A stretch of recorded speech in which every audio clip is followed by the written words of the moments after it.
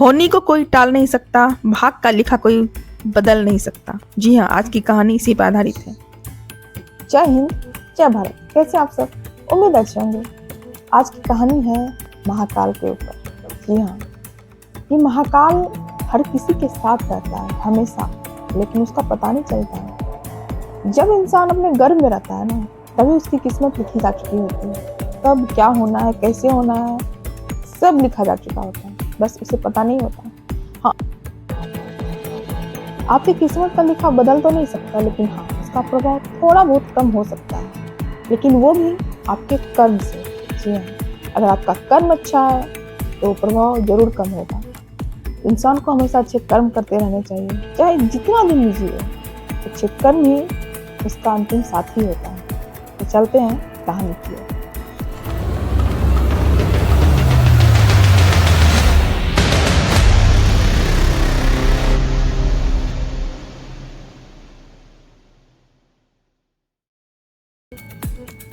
एक समय की बात है, एक बहुत ही ज्ञानी पंडित था।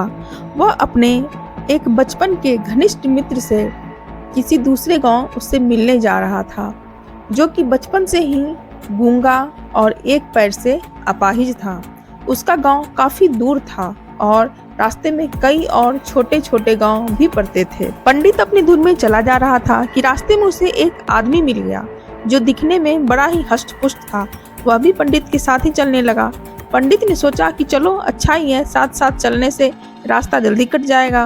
पंडित ने उस आदमी से उसका नाम पूछा, तो उस आदमी ने अपना नाम महाकाल बताया। पंडित को ये नाम बड़ा ही अजीब लगा। तभी रास्ते में एक गांव आया। महाकाल पंडित से कहा, तुम आगे चलो, मुझे इस गांव में एक संदेशा देना है, मैं तुमसे आगे मिलता हूँ। ठीक है कहकर पंडित अपनी धुन में चलता जा रहा था। तभी एक भैंसे ने एक आदमी को मार दिया, और जैसे ही भैंसे ने आदमी को मारा, लगभग तुरंत ही महाकाल वापस पंडित के पास आ पहुंचा। चलते चलते दोनों एक दूसरे गांव के बाहर पहुंचे, जहां एक छोटा सा मंदिर था। ठहरने की व्यवस्था ठीक लग रही थी, और क्योंकि पंडित के मित्र का गांव काफी दूर था, साथ ही रात्रि होने वाली थी, तो पंडित ने कहा, रात्रि होने वाली है, पूरा दिन चले हैं, थकावट भी बहुत हो चुकी है, इसलिए आज की रात अब भोजन भी कर लेते हैं और थोड़ा विश्राम करके सुबह फिर से प्रस्थान करेंगे। महाकाल ने जवाब दिया, ठीक है, लेकिन मुझे इस गांव में किसी को कुछ सामान देना है, सो मैं देकर आता हूँ। तब तक तुम भोजन कर लो, मैं बाद में खा लूँगा। और इतना कहकर वह वहाँ से चला गया। लेकिन उसके जाते ही कुछ देर बाद उस गांव से धुआं उठना शुरू हुआ और धीरे धीरे पूरे गांव में आग लग गई थी। पंडित को आश्चर्य हुआ। उसने मन ही मन सोचा कि जहां भी ये महाकाल जाता है, वहां किसी न किसी तरह कोई हानि क्यों हो जाती है, जरूर कुछ गड़बड़ है। लेकिन उसने महाकाल से रात्रि में इस बात का कोई जिक्र नहीं किया। सुबह दोनों ने फिर से अपने गंतव्य की ओर चलना शुरू किया। कुछ देर बाद एक और गाँव आया और महाकाल ने फिर से पंडित से कहा कि पंडित जी, आप आगे चलें, मुझे इस गांव में थोड़ा कुछ काम है, सो मैं आपसे आगे मिलता हूँ। इतना कहकर महाकाल जाने लगा। लेकिन इस बार पंडित आगे नहीं बढ़ा, बल्कि खड़े होकर महाकाल को देखता रहा कि वह कहाँ जाता है और करता क्या है। तभी लोगों की आवाजें सुनाई देने लगी कि एक आदमी को सांप ने डस लिया और उस व्यक्ति की मृत्यु हो गई। ठीक उसी समय महाकाल फिर से पंडित के पास आ पहुंचा, लेकिन इस बार पंडित को सहन नहीं हुआ। उसने महाकाल से पूछ ही लिया कि तुम जिस गांव में भी जाते हो, वहाँ कोई ना कोई नुकसान हो ही जाता है, क्या तुम मुझे बता सकते हो कि आखिर ऐसा क्यों होता है? महाकाल ने जवाब दिया, पंडित जी, आप मुझे बड़े ज्ञानी मालूम पड़ते थे, इसलिए मैं आपके साथ चलने लगा था, क्योंकि ज्ञानियों का संग हमेशा अच्छा होता है। लेकिन क्या सचमुच आप अभी तक नहीं समझे कि मैं कौन हूँ? पंडित जी ने कहा, मैं समझ तो चुका हूँ, लेकिन कुछ शंका है, यदि आप ही अपना उपयुक्त परिचय दे दें तो मेरे लिए आसानी होगी। महाकाल ने जवाब दिया कि मैं यमदूत हूँ और यमराज की आज्ञा से उन लोगों के प्राण हरण करता हूँ जिनकी आयु पूर्ण हो चुकी है। हालांकि पंडित को पहले से ही इसी बात की शंका थी, फिर भी महाकाल के मुंह से ये बात सुनकर पंडित थोड़ा घबरा गया, लेकिन फिर हिम्मत करके पूछा कि अगर ऐसी बात है और तुम सचमुच ही यमदूत हो तो बताओ, अगली मृत्यु किसकी है? यमदूत ने जवाब दिया कि अगली मृत्यु तुम्हारे उसी मित्र की है जिसे तुम मिलने जा रहे हो, और उसकी मृत्यु का कारण भी तुम ही होगे। ये बात सुनकर पंडित ठिठक गया और बड़े पेशोपेश में पड़ गया कि यदि वास्तव में वह महाकाल यमदूत हुआ तो उसकी बात सही होगी और उसके कारण मेरे बचपन के सबसे घनिष्ठ मित्र की मृत्यु हो जाएगी। इसलिए बेहतर यही है कि मैं अपने मित्र से मिलने ही ना जाऊं।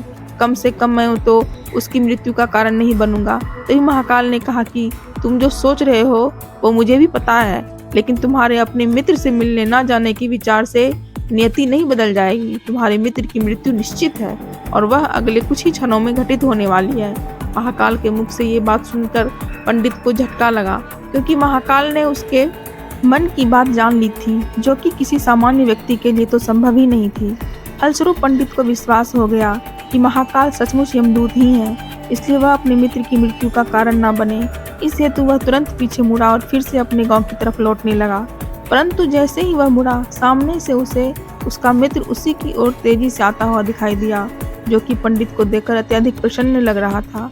अपने मित्र के आने की गति को देख पंडित को ऐसा लगा जैसे कि उसका मित्र काफी समय से उसके पीछे पीछे ही आ रहा था।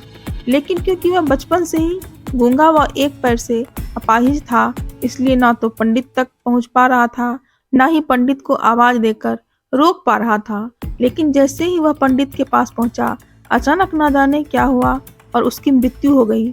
पंडित हक्का बक्का सा आश्चर्य भरी नजरों से महाकाल की ओर देखने लगा, जैसे कि पूछ रहा हो कि आखिर हुआ क्या इसके मित्र को। महाकाल पंडित के मन की बात समझ गया और बोला, तुम्हारा मित्र पिछले गांव से ही तुम्हारे पीछे पीछे आ रहा था, लेकिन तुम समझ ही सकते हो कि वह अपाहिज व गूंगा होने की वजह से ही तुम तक नहीं पहुंच सका। उसने अपनी सारी ताकत लगाकर तुम तक पहुंचने की कोशिश की, लेकिन बुढ़ापे में बचपन जैसी शक्ति नहीं होती शरीर में, इसलिए हृदयघात की वजह से तुम्हारे मित्र की मृत्यु हो गई और उसकी वजह हो तुम, क्योंकि वह तुमसे मिलने हेतु तुम तक पहुंचने के लिए ही अपनी सीमाओं को लांघते हुए तुम्हारे पीछे भाग रहा था।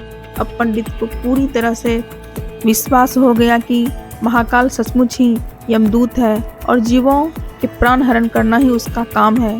क्योंकि पंडित एक ज्ञानी व्यक्ति था और जानता था कि मृत्यु पर किसी का कोई बस नहीं चल सकता और सभी को एक न एक दिन मरना ही है, इसलिए उसने जल्दी ही अपने आप को संभाल लिया। लेकिन सहसा ही उसके मन में अपनी स्वयं की मृत्यु के बारे में जानने की उत्सुकता हुई, इसलिए उसने महाकाल से पूछा, अगर मृत्यु मेरे मित्र की होनी थी तो तुम शुरू से ही मेरे साथ क्यों चल रहे थे? महाकाल ने जवाब दिया, मैं तो सभी के साथ चलता हूँ और हर क्षण चलता रहता हूँ, केवल लोग मुझे पहचान नहीं पाते, क्योंकि लोगों के पास अपनी समस्याओं के अलावा किसी और व्यक्ति, वस्तु या घटना के संदर्भ में सोचने या उसे देखने समझने का समय ही नहीं है। पंडित ने आगे पूछा, तो क्या तुम बता सकते हो कि मेरी मृत्यु कब और कैसे होगी? महाकाल ने कहा, हालांकि किसी भी सामान्य जीव के लिए ये जानना उपयुक्त नहीं है, क्योंकि कोई भी जीव अपनी मृत्यु के संदर्भ में जानकर व्यथित ही होता है, लेकिन तुम ज्ञानी व्यक्ति हो और अपने मित्र की मृत्यु को जितनी आसानी से तुमने स्वीकार कर लिया है, उसे देख मुझे ये लगता है कि तुम अपनी मृत्यु के बारे में जानकर भी व्यथित नहीं होगे। सो तुम्हारी मृत्यु आज ठीक से 6 माह बाद आज ही के दिन, लेकिन किसी दूसरे राजा के राज्य में फांसी लगने से होगी। और आश्चर्य की बात यह है कि तुम स्वयं खुशी से फांसी को स्वीकार करोगे।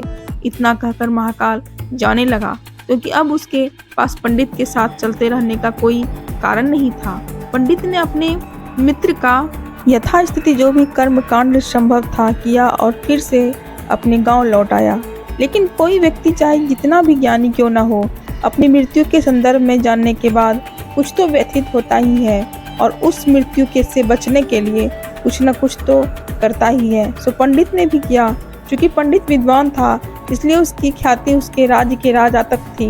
उसने सोचा कि राजा के पास तो कई ज्ञानी मंत्री होते हैं और वे उसकी इस मृत्यु से संबंधित समस्या का भी कोई न कोई समाधान तो निकाल ही देंगे। इसलिए वह पंडित राजा के दरबार में पहुंचा और राजा को सारी बात बताई। राजा ने पंडित की समस्या को अपने मंत्रियों के साथ बांटा और उनसे सलाह मांगी। अंत में सभी की सलाह से तय हुआ कि यदि पंडित की बात सही है तो जरूर उसकी मृत्यु 6 महीने बाद होगी, लेकिन मृत्यु तब होगी जबकि वह किसी दूसरे राज्य में जाएगा। यदि वह किसी दूसरे राज्य में जाए ही ना तो मृत्यु नहीं होगी। ये सलाह राजा को भी उपयुक्त लगी, सो उसने पंडित के लिए महल में ही रहने हेतु उपयुक्त व्यवस्था करवा दी। अब राजा की आज्ञा के बिना कोई भी व्यक्ति उस पंडित से नहीं मिल सकता था, लेकिन स्वयं पंडित कभी भी कहीं नहीं जा सकता था ताकि उसे ये न लगे कि वह राजा की कैद में है। हालांकि वह स्वयं ही डर के मारे कहीं आता जाता नहीं था। धीरे धीरे पंडित की मृत्यु का समय नजदीक आने लगा और आखिर वह दिन भी आ गया जब पंडित की मृत्यु होनी थी। सो जिस दिन पंडित की मृत्यु होनी थी उसने पिछली रात पंडित डर के मारे जल्दी ही सो गया ताकि जल्दी से जल्दी वह रात भी टल जाए और मृत्यु का दिन भी टल जाए। लेकिन पंडित को नींद में चलने की बीमारी थी और इस बीमारी के बारे में वह स्वयं भी नहीं जानता था, इसलिए राजा या किसी और से इस बीमारी का जिक्र करने अथवा किसी चिकित्सक से इस बीमारी का इलाज करवाने का तो प्रश्न ही नहीं था, क्योंकि पंडित अपनी मृत्यु को लेकर बहुत चिंतित था और नींद में चलने की बीमारी का दौरा अक्सर तभी पड़ता है जब ठीक से नींद नहीं आ रही होती। सो उसी रात पंडित को रात में नींद में चलने का दौरा पड़ा। वह उठा और राजा के महल से निकलकर अस्तबल में चला गया। क्योंकि वह राजा का खास मेहमान था, इसलिए किसी भी पहरेदार ने उसे न रोका न टोका, किसी तरह भी पूछताछ नहीं की। अस्तबल में पहुंचकर वह सबसे तेज दौड़ने वाले घोड़े पर सवार होकर नींद की बेहोशी में ही राज्य की सीमा से बाहर दूसरे राज्य की सीमा में चला गया। इतना ही नहीं, वह दूसरे राज्य के राजा के महल में पहुंच गया और संयोग हुआ कि वो महल में भी किसी पहरेदार ने उसे नहीं रोका, न ही कोई कुछ पूछताछ की, क्योंकि सभी लोग रात के अंतिम पहर की गहरी नींद में थे। और पंडित सीधे राजा के शयन कक्ष में पहुंच गया। रानी की एक और उस राज्य का राजा सो रहा था, दूसरी ओर स्वयं पंडित जाकर लेट गया। सुबह हुई तो राजा ने पंडित को रानी की बगल में सोया हुआ पाया। यह देख राजा बहुत क्रोधित हुआ और पंडित को गिरफ्तार कर लिया गया। पंडित को तो समझ में ही नहीं आ रहा था कि वह आखिर दूसरे राज्य में और सीधे राजा के ही शयन कक्ष में कैसे पहुंच गया। लेकिन वहां उसकी सुनने वाला कौन था। राजा ने पंडित को राज दरबार में हाजिर करने का हुक्म दिया। कुछ समय बाद राजा का दरबार लगा, जहां राजा ने पंडित को देखा और देखते ही इतना क्रोधित हुआ कि पंडित को फांसी पर चढ़ा दिए जाने का फरमान सुना दिया। फांसी की सजा सुनकर पंडित कांप गया। फिर भी हिम्मत कर उसने राजा से कहा कि महाराज, मैं नहीं जानता कि मैं इस राज्य में कैसे पहुंचा। मैं ये भी नहीं जानता कि मैं आपके शयन कक्ष में कैसे आ गया और आपके राज्य के किसी भी पहरेदार ने मुझे रोका क्यों नहीं। लेकिन मैं इतना जानता हूँ कि आज मेरी मृत्यु होनी थी और होने जा रही है। राजा को ये बात थोड़ी अटपटी लगी।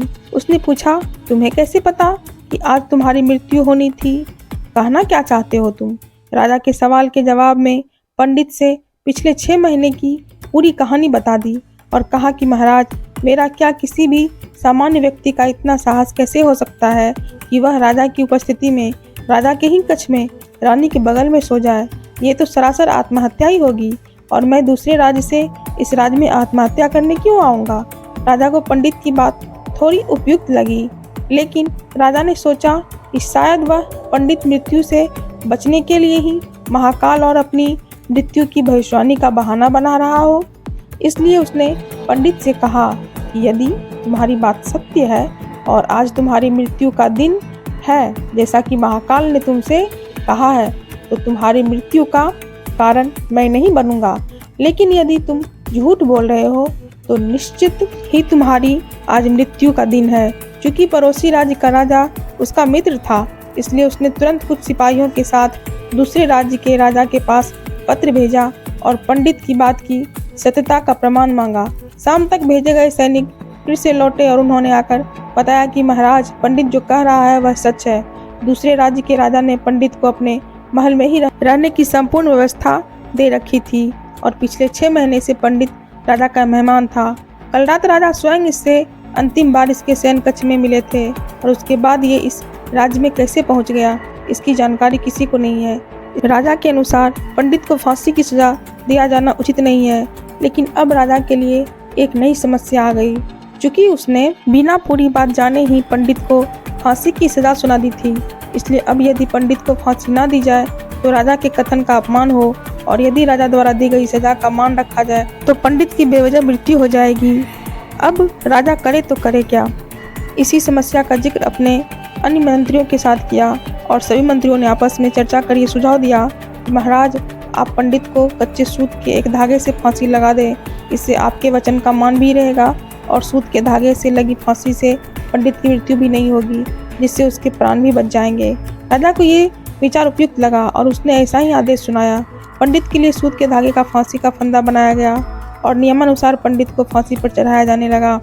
सभी खुश थे कि न तो पंडित मरेगा और न ही राजा का वचन झूठा पड़ेगा। पंडित को भी विश्वास था कि सूत के धागे से तो उसकी मृत्यु नहीं होगी, इसलिए वह भी खुशी खुशी फांसी चढ़ने को तैयार था, जैसा कि महाकाल ने उससे कहा था। लेकिन जैसे ही पंडित को फांसी दी गई, सूत का धागा तो टूट गया, लेकिन टूटने से पहले उसने अपना काम कर दिया। पंडित के गले की नस कट चुकी थी उस सूत के धागे से और पंडित जमीन पर पड़ा तड़प रहा था। हर धड़कन के साथ उसके गले से खून की फुहार निकल रही थी और देखते ही देखते कुछ ही क्षणों में पंडित का शरीर पूरी तरह से शांत हो गया। सभी लोग आश्चर्यचकित हक्के बक्के से पंडित को मरते हुए देख रहे थे। किसी को भी विश्वास ही नहीं हो रहा था कि एक कमजोर से सूत के धागे से किसी की मृत्यु हो सकती है। लेकिन घटना घट चुकी थी। नियति ने अपना काम कर दिया था। जो होना होता है वह होकर ही रहता है। हम चाहे जितनी सावधानियां बरतें या चाहे जितने उपाय कर लें, लेकिन हर घटना और उस घटना का सारा ताना बाना पहले ही निश्चित है, जिसे हम रत्ती भर भी इधर उधर नहीं कर सकते। इसलिए ईश्वर ने हमें भविष्य जानने की क्षमता नहीं दी है, ताकि हम अपने जीवन को ज़्यादा बेहतर तरीके से जी सकें। और यही बात उस पंडित पर भी लागू होती है। यदि पंडित ने महाकाल से अपनी मृत्यु के बारे में ना पूछा होता तो अगले 6 महीने तक वह राजा के महल में कैद होकर नहीं रहता, हर रोज डर डर कर नहीं जीता। इसके बजाय वह ज़्यादा बेहतर जिंदगी जीता। प्रकृति ने जो भी कुछ बनाया है और उसे जैसा बनाया है, वह सब कुछ किसी न किसी कारण से वैसा है और उसको वैसा ही होने पर सवाल उठाना गलत है, क्योंकि हर व्यक्ति, वस्तु या स्थिति का संबंध किसी घटना या कर्ष से है। उदाहरण के लिए पंडित की मृत्यु का संबंध उसके मित्र से था, क्योंकि यदि वह उसके मित्र से मिलने जा रहा होता तो उसे रास्ते में महाकाल न मिलता और पंडित उससे अपनी मृत्यु से संबंधित सवाल ना पूछता। जबकि यदि पंडित अपने मित्र से मिलने ना जाता और पंडित का मित्र बचपन से ही गूंगा व अपाहिज ना होता तो उसकी मृत्यु ना होती, क्योंकि उस स्थिति में वह अपने मित्र को पीछे से आवाज देकर रोक सकता था। यानी बचपन से प्रकृति ने उसे जो अपंगता दी थी, उसका संबंध उसकी मृत्यु से था। इसी तरह से पंडित को नींद में चलने की बीमारी है। इस बात का पता यदि स्वयं पंडित को पहले से होता तो वह इस बात का जिक्र राजा से जरूर करता। परिणाम स्वरूप वह राजा के महल से निकलता तो कोई न कोई पहरेदार उसे जरूर रोक लेता, अथवा राजा ने कुछ ऐसी व्यवस्था जरूर की होती ताकि पंडित नींद में उठकर कहीं न जा सके। यानी हर घटना के घटित होने के लिए प्रकृति पहले से ही सारे बीज बो देती है, जो अपने निश्चित समय पर अंकुरित होकर उस घटना के घटित होने में अपना योगदान देते हैं। इसलिए प्रकृति से लड़ने का कोई मतलब नहीं है, क्योंकि हमें नहीं पता कि किस घटना के घटित होने के लिए कौन कौन से कारण होंगे और उन कारणों से संबंधित बीज कब, कहाँ और कैसे बोए गए हैं। और इसी को हम सरल शब्दों में भाग्य कहते हैं। इस कहानी से हमें क्या शिक्षा मिलती है? यही शिक्षा मिलती है ना कि इंसान का मरना तो तय है, आज नहीं तो कल, लेकिन उसके कर्म हमेशा अच्छे होने चाहिए, क्योंकि उसके साथ उसके कर्म ही जाते हैं और वही अगला जन्म तय करता है। तो फिर मिलते हैं एक नए कहानी में, एक नए रोमांचक सफर के साथ। तब तक के लिए देखते रहिए कहानी विनोद के साथ। जय हिंद, जय भारत।